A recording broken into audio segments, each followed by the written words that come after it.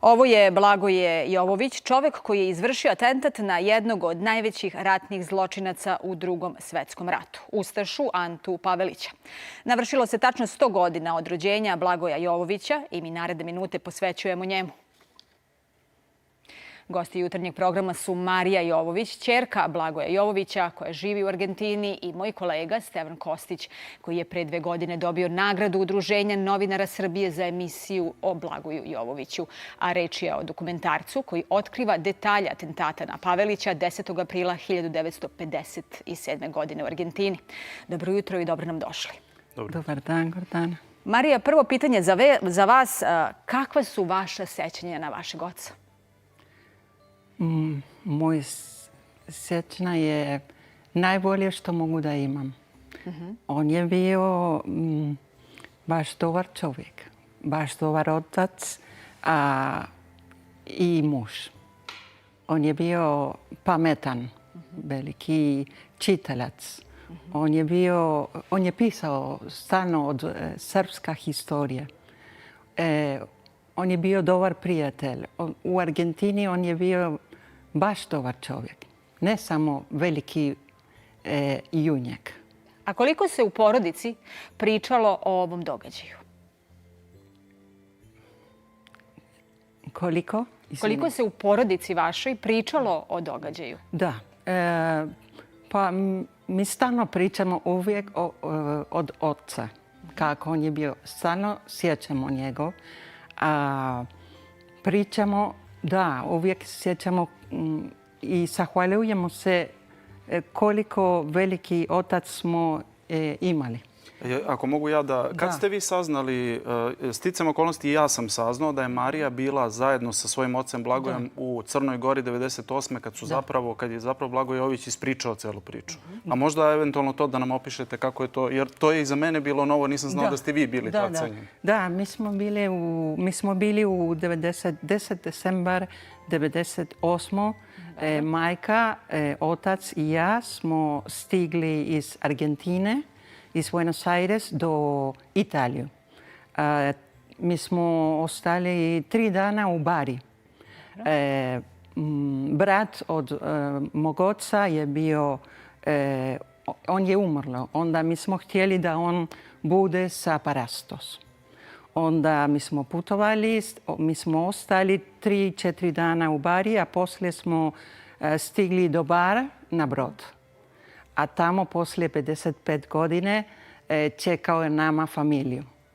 Onda baš je bila velika emocija da moj otac se vratio u njegovu zemlju poslije toliko vremena. Jasno. I onda dolazi u manastir Ostrog, dolazi kod, jel tako, mitropolita Amfilohija i njemu priča ovu priču. Jedan dan, ja mislim da je bio 14 ili 15 decembar. Mi smo bili u Ostrog. On ništa nije rekao o nama od atentat prije taj vremena. Onda mi smo čekali, majka i ja smo čekali njegov ispred manastir. Mi nismo znali zašto on se zakasnio toliko. On je bio 1 sat, i nismo znali gdje on je bio. A on je bio sa mitropolitom Amfilohijom. Taj dan on je pričao sve kako je bilo. Kako je bio atentat i sve što on je radio. I tek tada ste i vi saznali šta se dogodilo, je li tako? Mi nismo znali ništa kao familija dok taj moment. Da. Kad mitropolit, moj otac je bio veliki hristijan. Onda kad on je radio atentat, prvo on je pričao sa pop, ja ću da radim atentat.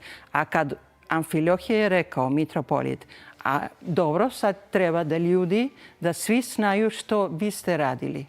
Onda on je htio da sad da priča. Taj noć mi smo bili u neka kuća, blizu manastir. Bili su nekoliko prijatelj od familija, a on je sve pričao kako je bio atentat taj noć.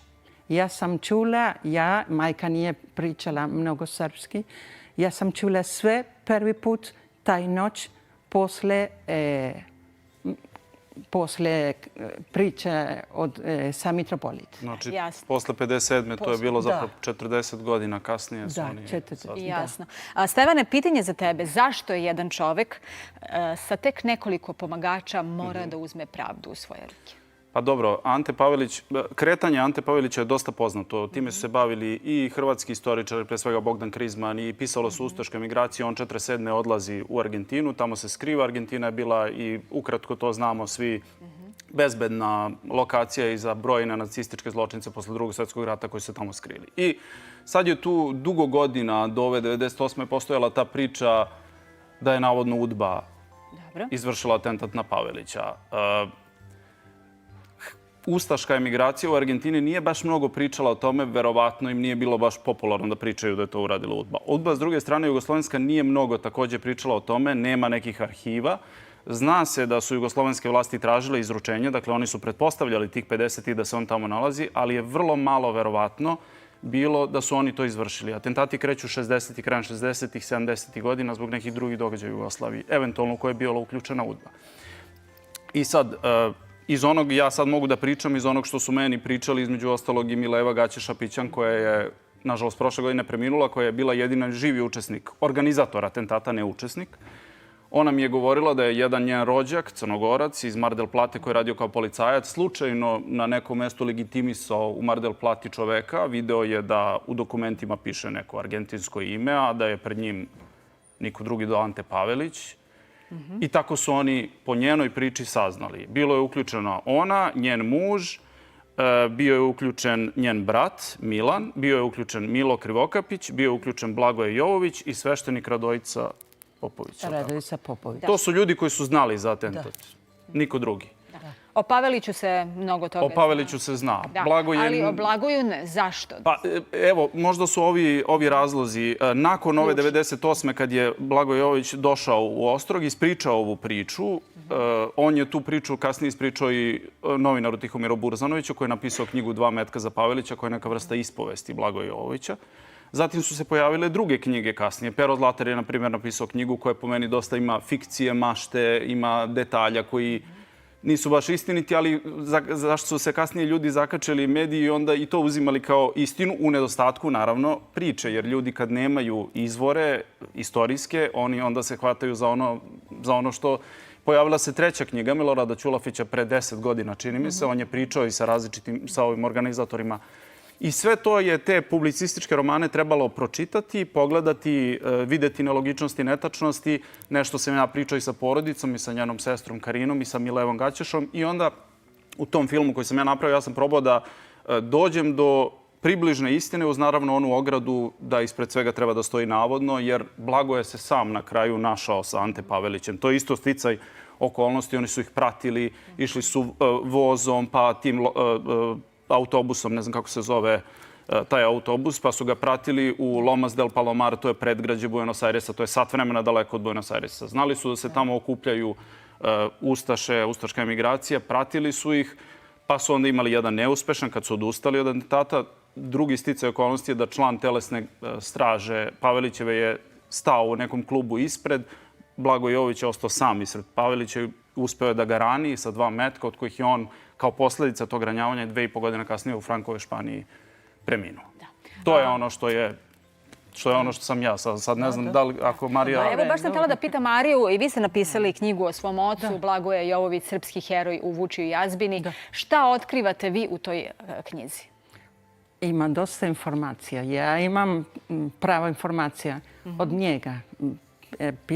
Pisao toliko knjige ima, ali nema toliko informacija od njegova figura, njegov ličnost, kako on je bio svaki dan, kako on je bio kao čovjek, a što on je radio u Argentini, što on je radio prije atentata i poslije atentata. Dosta informacija sam stavila u knjige od oca. Da. Stevane, ti si uložio mnogo truda u emisiju o kojoj smo pričali. Znamo da je Blagoje rođen u selu Kosić kod Danilovgrada.